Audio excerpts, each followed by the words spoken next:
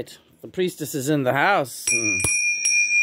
Today's mass is being done in honor of Theodore Witting Sr. Was there a Theodore before him? Bunch of them. Oh, all right. Well, he was the senior in this family. Mother and father. Christopher, crack that window just a bit. Yeah, crack it plenty. Yeah, even with the land. The landscrapers are perfect. They're the perfect addendum to this man's life down here on Earth. So we're having a toast today. Mother and father are here with us, right? Yes. We don't know what time, unless Christopher, do you know the time that he crossed over yesterday? I don't have the exact time. This is not a detail man here. But we toast him, and we do so with vigor and so on and so forth. All right, you may do the honors, pour the beers. And then we'd like everyone to say a couple of words, starting with, of course, his dearly beloved son, Christopher. But first, we will drink a toast. This is nice, John. Yeah. I didn't know we were going to be doing this today. Well, it's just one of those things. May put it down next to the, right here. Okay, that's looking good. You're a little left here. Landscrapers. I'll take that. I'll just take it. And once again, the delicious IPA. Burn it down. Crap beer. Dad loved to say landscapers, by the way. We will. Well, that's good to know. You said that. That's funny. I never knew that. Here is again. There's always the perfect service on the back of the can. We'll read from both cans. Did you get the same kind as us, Christopher? No, different. All right, so you're going to do the reading from that can. You get the honors to read first. I better go get my glasses. Oh, don't do it then. You can give it to Lena. She's the priestess. She's the priestess. Oh, Lena. I know, I'm going to spill this. Don't drink it. You didn't cheer us. He's doing it wrong. Mother and father. Body and blood of Jesus Christ. Amen. Here we go.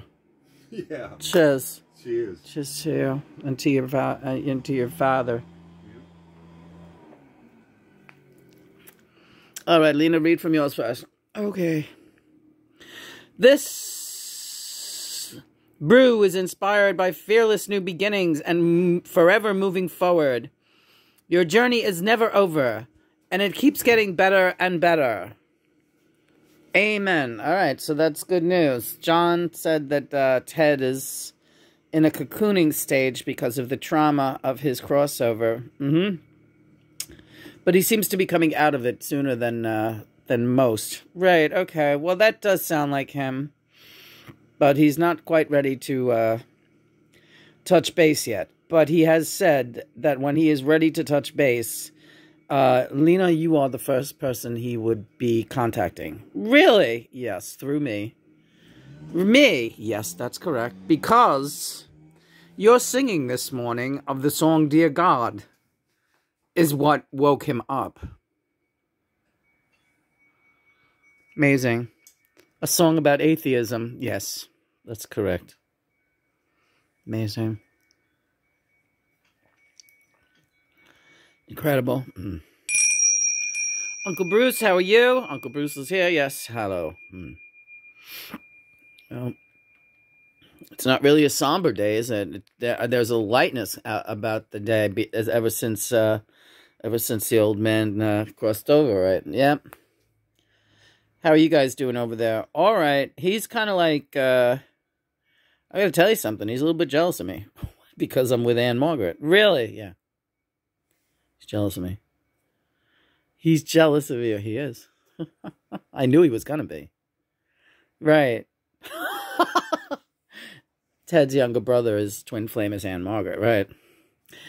Christopher, hand Lena that, how are you doing, kid? Hand Lena that can so that she can do a reading from the can. This is like nice, the beer can readings. Yeah, I really like it, yeah. They really are something, the load of bull they come up with to put on a beer can. Pretty funny. That's his old man talking. Well, isn't it? Come on. Here we go. It's fun. Here we go. You're going to do a bell priestess. Yes. Second reading from the book of beer. Ah. It is a nod to the brightness that follows a storm. It is not about waiting for the clouds to clear. It is about pushing through despite not having clarity. That was him. Especially at the end, but for that's when the finish line will emerge, right? Darkest before the dawn and all that. Amen. It was very dark before his dawn, you must admit. But God is great, and God did not let him suffer for too long. But he did, showed him, oh, you don't want a life without legs, son. And I want to say something about my brother always had the dream. I had a dream, right? And he said that dream often, even most notably at his 50th wedding anniversary party. He said that he always had a dream that he could fly. And it was the most vivid dream. And he was soaring all around. And he had that dream from the time he was a young man. And that after he got married, he never had that dream again. Right. And he missed the dream, but he never had it again. And that indeed was this marriage, and his life grounded him in a way that probably he probably resented it his whole life, to be honest with you. But I'm going to let him speak for himself when he's ready to do that. But I know him well enough that I think I can say that.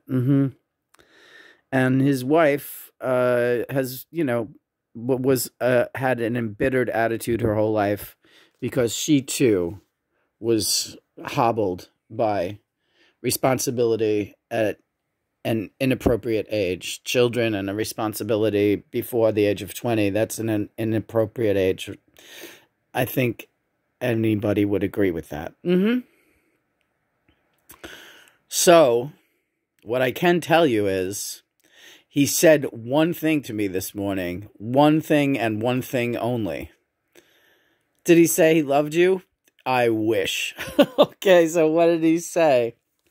He said, well, now Jeanette can stop complaining about the cost of my health care. You mean the caregivers who came to the house? Yeah. Well, now she can finally stop complaining.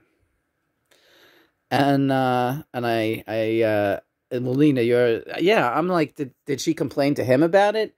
No, but he knew that it was a constant thing on her mind. He was bright enough to realize that the burden of how that made him feel was enough to push him over to the other side. Yeah. Well, hopefully she's happy now. She's free. It's pretty late in the game, but she's got a pacemaker, and I don't know. You think your mom's going to kick up her heels now, Chris, and really grab life by the balls? Free, energetic. She lost all that weight. What do you think? She's doing well. Yeah, she's probably going to run around with her buddy from jury duty, right? Go to shows. They can become like the Golden Girls. It's hard for my mother to get around. All right. Well, so anytime she goes out, she needs to go out. It's a necessity. She never wanted to go out anyway, so she'll just always surround herself with all the things she wants, and she'll be happy. At this point, she's just, doing what she has to when she has to, and it's not fun, You mean going to the doctor and stuff? Yeah, just to get into the car and drive somewhere and get out and get into another building. It's a trial. Why doesn't she get one of those home doctors, like the ones that come to see me? They do a fine job. What does she have to run around for? My God, they come to the house now. This is what they do. I'll never understand anybody who doesn't use a home service if they don't have to. She's got a heart condition and everything. She's eligible. She has serious things. She's eligible, though. Yeah. No, they can't do it here. Oh, she has to have all kinds of procedures done? Yeah, like a pacemaker. That's a decent procedure. I guess so. But you would be... goes home. You would be amazed what they do offer for the home now, but whatever. Pacemakers All right, maybe. Yeah, the home service is becoming more and more technologically proficient. They're branching out. So Makes sense. look into it anyway. So, but anyway, right, Bruce? Yeah, I'll recommend it. I'll recommend it to him. Can't lose anything by looking into it. So this beer is excellent. This was a nice ceremony, right? Well, we're missing. Yes. Hi, John. Hey. How you feeling, baby? You feeling better now, right? Yeah, I feel better. Yeah, that was very emotional, singing that song, Dear God, before. It was also really emotional, you know. I can't handle people who shoot deer, and this is the season. It's such a sad time of year for me. It's such a bad thing. Well, you brought some incredible light to it today, and just know that you did a great job. I know how much it hurts. But you really you stirred up some waters, honey. And that guy's he's a big deal over in Rockaway. Everyone's going to see that. And not that they can't. You're going to be surprised. You're going to be surprised who pays attention to that, right? Yes, Lena. Yes. All right, well, getting back to the Ted Witting service, right. We don't even have a picture of him up. Yeah, why didn't you? Bruce is talking. Yeah, you should have get a big picture of that drawing you made of him on that computer image you have. Oh, all right. I can find that. All right. That's definitely worth seeing. All right, pause the camera a second. All right. Okay, you don't have to pause the camera. While Lena's looking for that picture, Christopher, we would be honored and delighted. Pardon me. Bruce drinking beer too. We'd be honored and delighted if you would take a moment and say some words in memory of your father. Some of your most happiest memories. Well, you know, way before he ever got sick. We have to thank Paul for the amount of music. Yeah, we have to thank Paul. Go ahead. That was great. My happiest memory has to be him getting us to do yard work on a summer day. You know, trimming the edges and mowing the lawn and weeding, whatever, things like that. And we were just miserable, moaning, complaining about it, like, we got to do this, And he made this speech about the Viet Cong, of all people, the guerrillas in the Vietnam War. And he was saying, you guys would, how old are you? You're 11, you're 12, whatever it was. And he said, you'd be in the army already over in Vietnam. Those kids your age are fighting in that war. They're Viet Cong soldiers. And he let us know, what? And it was heavy. It was whoa, really? Yeah, that's right. Just read it in the paper that day or something. And he said, you guys got to work like little Viet Cong. You got to work, get this job done, work together. And I was very inspired by it. And it was just the happiest memory that my father would do that. Bring it, compare you to the Viet Cong. There he is. Yeah. Telling that speech right now. Yeah, get to work. Get to work. I can see that. It's quite amazing how much this really does look like him. Yeah. It's amazing. Pretty funny. Great caricature. Drew it in no time flat, but you know what? That's John also. I cannot take full credit for this. We're both good sketchmen in cartooning. But when he whipped this, I mean, look at this. And those white teeth, those big teeth, and he managed to okay, make the teeth white, and just the coloring, the crazy red eyes, the tongue hanging out, because he always has his mouth hanging open. Yeah. I'll say my memory now that I'm thinking of Ted. Yeah. Let's get a picture of, where's Uncle Bruce anyway in this mix? Ah, damn. It's all right, Lena. When Ted always used to have his tongue hanging out. Yeah, right. And hi, Bruce. Hey. When he came up to visit us at the cabin, he was so shocked. He was coming for the weekend to camp in our cabin. He was so shocked as he drove up that road.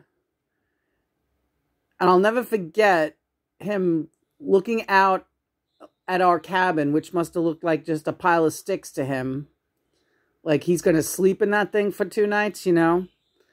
And his mouth hanging open, like down to his...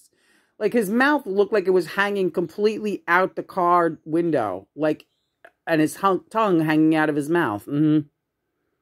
Yeah, I know that look. And that is one of my clearest memories of him. Like, and his, so his jaw just dropped. Oh, and then, of course, we had the story of him at the funeral parlor, like this video. John's really rocking reading. John, here we go. Hello. We'll just do a John, quick... I want to compliment you. Of him yelling at me at the funeral. I will fucking kill myself. Hold on. We got to get that picture up. Lena, don't worry. You're not gonna lose any time. All right. You don't think so? Let's go. Wait, where's my father-in-law? Come on, father-in-law. Where are you? Here he is. Yeah, we might as well have him right in the middle there. He comes up to me, because I'm talking to my husband. I'm not even talking to him, right? I'm talking to this guy. And I'm going, oh my God, Uncle Bruce, he's laughing from wherever he is right now because of your father's behavior. And my father-in-law comes racing over to me from across the funeral parlor floor. He comes flying over and he goes, Bruce, do the voice. All right. I can do it. Yes, God. How dare you? How dare you? My brother wanted to shoot himself in the head. And now he's dead. How dare you? How dare you? How dare you? And he screamed this in my face. Screamed it in my face with that expression and spitting and shit. And everybody in the funeral parlor turned around. Then he races away from me and leaves me standing there in the lobby of the funeral. Pat McDonald consoling you. Yeah. It's gonna have a fucking. Yeah, Pat McDonald, his friend, comes over to me and says, Lena, this whole family is crazy. You cannot worry about what that guy just did. He's insane. He said, and nobody knew better how insane he is than Bruce. So don't worry about it. Yeah. But I still was mortified. But anyway, so that's that. And that story remains like the most memorable. That and coming up to the cabin and just like being mortified. He ended up having a great time up the cabin, by the way. We got him making martinis. I got a brand new martini shaker just for the occasion because I know he calms down once he can start making somebody a drink. So I was like, you know what? I'm going to get this fancy martini shaker and Father Witting's he's going to make it. He's going to be all right. You know, because no running water or nothing. He was like, where do I brush my teeth? You know, I guess you got to go down to the deli or something. No, you just do it right off the back porch. Like, he's not a camper. He was not a camper, right? But boy, make a martini. He did just fine with that. Yeah. He, you know, rickety table, standing there making his martini, mouse droppings all around. Yeah, we actually cleaned it up real good for his arrival. But, you know, that place is really rough. And he did rise to the occasion, and he came and he stayed the weekend, and it was pretty fun. It was nice.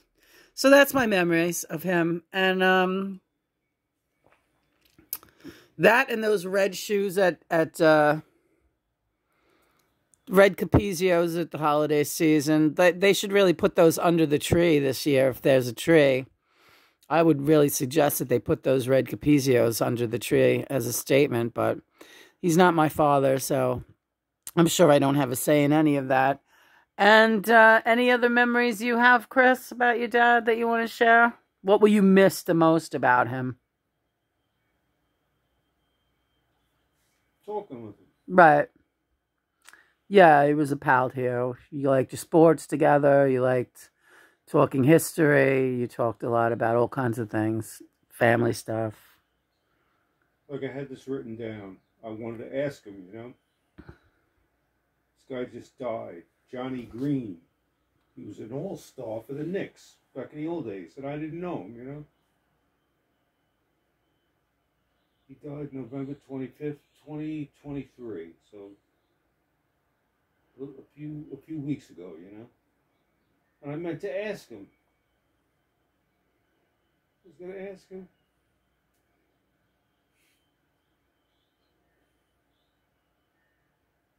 Because he'd tell you a good story. He'd know something about him. But he always knew about every sport thing. Like, anything you asked him, he knew it. And this would have been a good one, too. I looked it up on Google, you know. I had to resort to Google instead of asking him. So I wrote down, Jumpin' Johnny Green was his nickname. First round draft pick, number 5 overall. Three-time All-Star. Pretty good. And then I read a little story about him where he was short in high school, under 6 feet, and he didn't even play basketball. Then he went into the Army. He went to Korea. He was in the Army, and he shot up to 6'5". And he was a really good athlete, and like he started playing basketball with the, you know, in the Army, and the coach on the Army team, he set him up with a college, like, you should talk to this guy and go to college. And he went to college and was a very successful basketball player, and he played with the Knicks. Set some records too. Most rebounds for a rookie. The record still stands for the Knicks. what about all those mornings you sat and had tea with him every day for like 5 years? What about him? You know, that's what I talked to him about. He used to make you tea, and he used to feed you pumpkin seeds, right? By hand? Yeah. Not by hand, John. Like a monkey.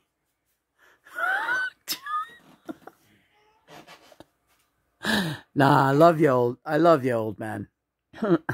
And we all love your old man, too, old man. He's in good hands now. He'll be all right. Finally somewhere where I have a little peace and quiet. No land scrapers over there unless he wants some, which he probably probably does. Rearranging things up there already. He's got his penance to serve, though. Not too bad. I looked over his records. Not too bad. He really did try his best always to do the right thing. Always. Good family man. He really wanted to be a good family man, you know. But, you know, people they have resentments in their lives. And sometimes you just never really even understand why. You know, I'm sure when he comes through, he'll want to, you know, what's that, my penis? What are you talking about? I think it is. What is that? I don't know. Doesn't it look like a penis sticking out between us? The penis between us? All right, I'm going to stop now. She's getting mad at me. I'm not mad at you. You're just insane. It does look like a penis. What is that? Hit the screen and see. Hit the penis. Yeah, that was like a weird. It was like a mystery penis, right? Yeah.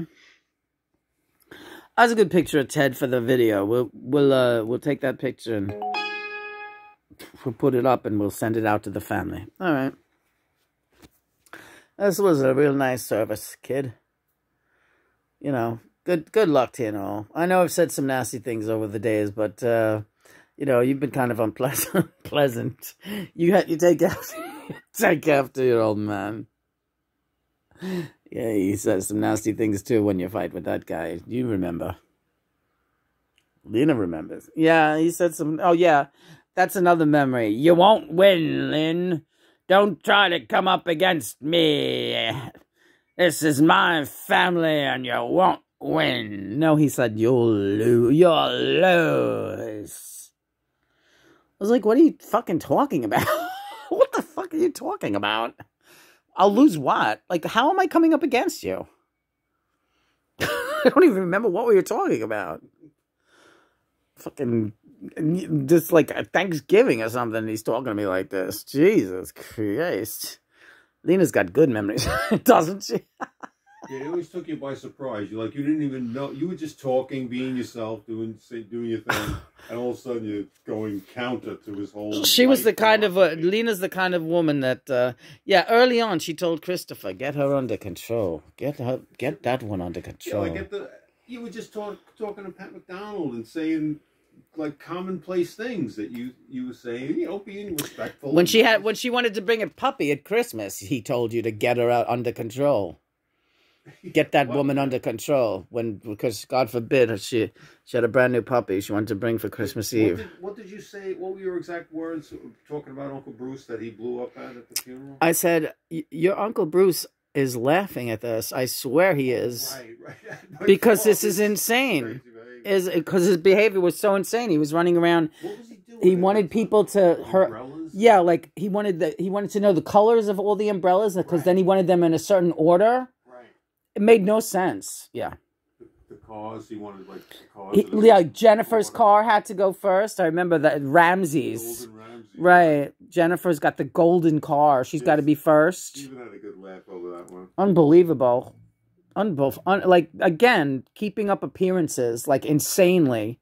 For no good reason. Like, shit nobody gives a shit about. Especially that crew. Fucking Van Bergens and shit. Like... Well, who are you trying to impress? He cares about it. He wants it to go a certain way, and people might like notice it or subliminally even. He's just like doing the best he can, you know. Lena, you know that pumpkin head behind Christopher? Yeah. Now that's more what Ted looks like that. Okay, so that's Ted now? Yeah, he looks like that happy pumpkin head. Like instead of that, right. Instead of that head, yeah, now he looks like a happy pumpkin head next to his son. Yeah, the black umbrella thing, that was something. See, doesn't he look happy? Yeah, does he believe in God now? He better. It's the only reason he's, you know, his soul exists. You go, Johnny boy. You go, Johnny, go. All right. Listen, we're going to wrap it up because this girl needs to change her bandages again. Christopher, old man, behave yourself. Keep your nose clean. We've had a nice time with you today and memory of your father. I think it was very healing for all of us, mother and father. Yes. Thank you, mother and father. Thank you. Job well done, everyone. And Dad, yeah, one more shot of that guy. All right.